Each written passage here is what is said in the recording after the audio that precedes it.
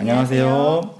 선생님, 드디어 1차 시험이 끝이 났어요. 그죠? 네, 수험생 여러분들 그동안 정말 고생 많으셨습니다. 네, 정말 오지 않을 것 같은 1차가 아, 이렇게 왔고 끝이 네. 났어요.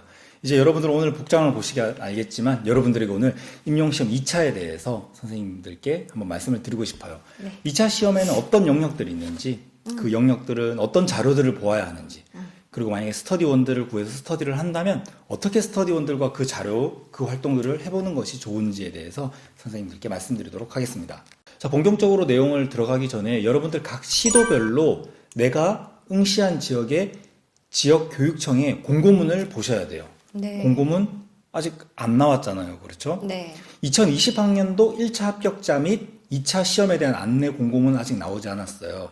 하지만 2019학년도 작년 임용시험 1차 합격과 안내 공고문은 각 시도별 공고문을 보면은 다 찾을 수 있으실 거예요. 경기도교육청 같은 경우는 여러분들 공고문 보시면 아시겠지만 자기 성장 소개서라는 걸 제출해야 돼요. 네, 자기 성장 속에서 처음 작성하시는 분들은 좀 어려울 수도 있어요. 어떤 내용이죠?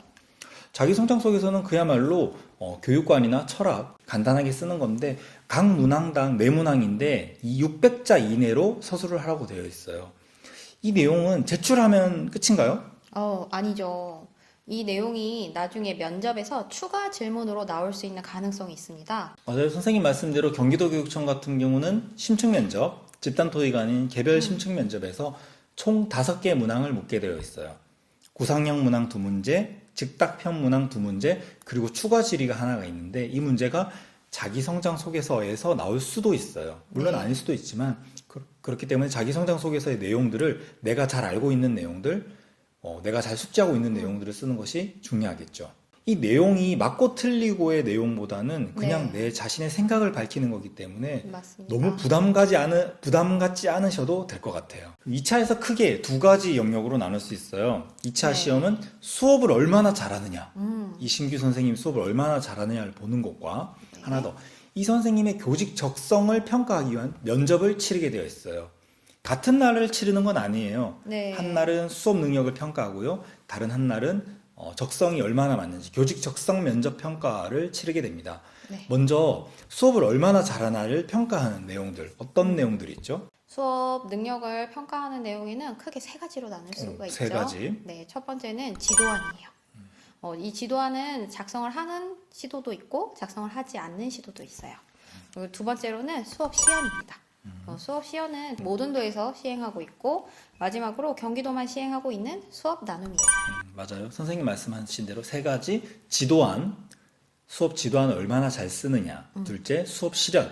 그 지도안에 근거한 수업을 실제로 하게 돼요. 제한된 시간, 지역별로 다른데 경기도 같은 경우는 25분, 서울 같은 경우는 20분.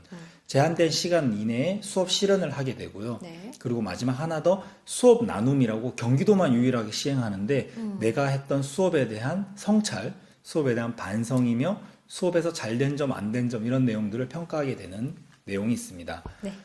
선생님이 금방 말씀하셨듯이 지역별로라는 말씀하셨는데 지역별로 다 달라요.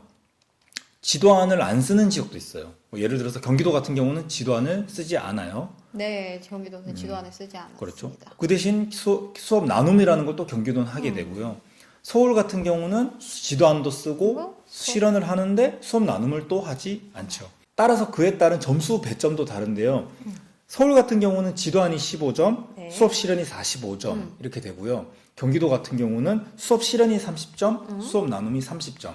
이렇게 보는 영역들이 다르기 때문에 배점 또한 달라지게 됩니다. 그렇죠. 먼저 지도안에 대해서 간단하게 설명드리면 백지가 주어지고 내용들을 기입하는 게 아니에요. 미완성으로 제시된 지도안에 빈칸에 내용을 쓰게 됩니다. 이 지도안을 쓸 때 있어서 여러분들이 주의해야 되는 것이 지도안을 써야 되는 그 학생들, 그 교과의 제재들에 대한 조건들이 제시되어 있어요. 이 네. 조건들에 맞게 내용을 쓰셔야 하는 거죠. 조건의 예를 들면 활동 1에서 대상 학생, 예를 들어서 한 소리의 문제 행동을 중재 방안을 쓰시오. 또는 협동 학습을 해야 한다는 내용을 활동 2에서 쓰시오. 이런 식으로 조건이 제시되면 그 조건을 지도안을 작성할 때 반드시 써야 된다는 거죠. 그리고 이 지도안을 작성하는 당시에 쓰는 초안은 시험이 끝나게 되면 제출을 하게 돼요. 그리고 제출을 하고 나서 구상실에 가서 그걸 다시 돌려받게 되는데 구상실에서 내가 썼던 지도안을 가지고 평가를 하게 되죠. 아까 선생님 말씀하셨듯이 경기도 같은 경우는 지도안을 쓰지 않기 때문에 미완성된이 아닌 완성된 지도안이 제시되고 그 지도안과 조건에 맞게 수업 시간을 준비하게 됩니다.